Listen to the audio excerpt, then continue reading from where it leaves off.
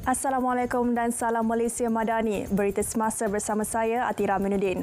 Timbalan Perdana Menteri Datuk Seri Dr. Ahmad Zahid Hamidi mengajak semua pihak untuk terus bekerja kuat dalam memastikan semua perancangan kerajaan perpaduan dapat dijayakan, seterusnya memberi manfaat kepada rakyat.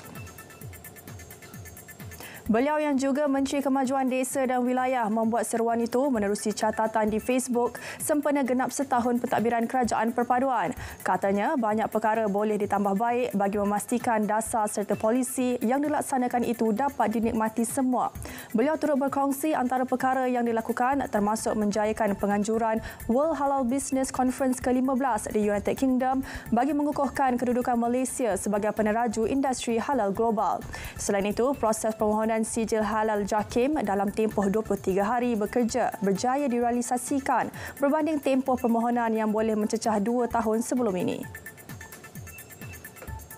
Semua PBT di Melaka diarah laksana Melaka Industrial Booster MIB selewat-lewatnya pada akhir suku pertama tahun depan dalam usaha menjadikan negeri itu mesra pelabur.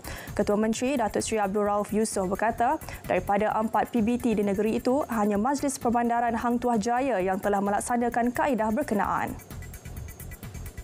Projek rintis itu kini dalam tempoh pelaksanaan dan dijangka selesai awal tahun depan. MIB merupakan kaedah baharu yang pantas bagi pengeluaran permit pembinaan daripada 180 hari kepada hanya 30 hari sahaja. Pembaharuan proses kerja ini melibatkan proses permohonan pelan pemajuan, kelulusan pembinaan, pengeluaran sijil penyiapan dan pematuhan serta lesen operasi perniagaan. Beliau menyatakannya selepas perhimpunan bulanan kerajaan negeri di air keruh. Sempena 100 tahun penubuhan Persatuan Bola Sepak Kedah KFA Tahun Hadapan, pentadbiran bola sepak KFA kini mempunyai bangunan baharu dikenali sebagai House of Kedah Football. Wisma terletak di Jalan Stadium Bandar Al-Usta itu akan menjadi pusat pentadbiran bola sepak meliputi pembangunan akar umbi, pembangunan kepengadilan, pembangunan jurulatih dan penganjuran Liga Peringkat Negeri.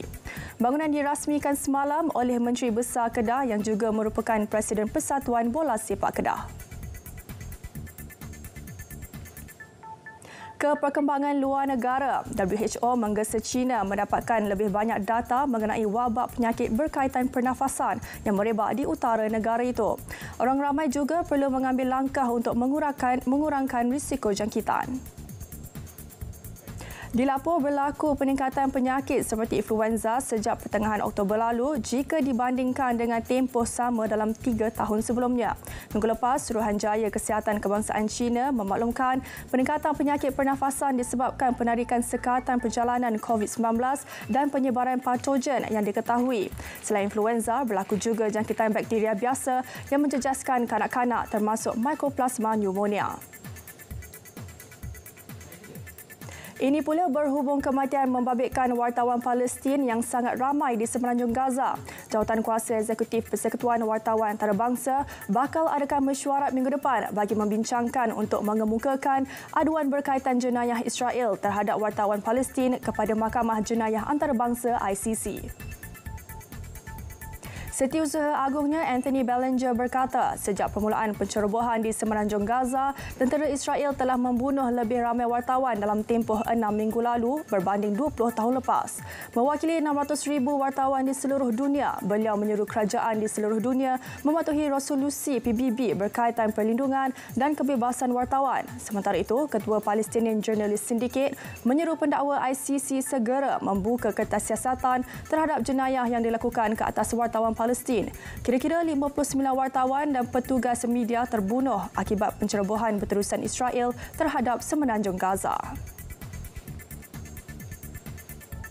Semasa 3 berakhir di sini, dari sungai ke segara, Palestin pasti merdeka. Malaysia Madani, tekad perpaduan penuhi harapan.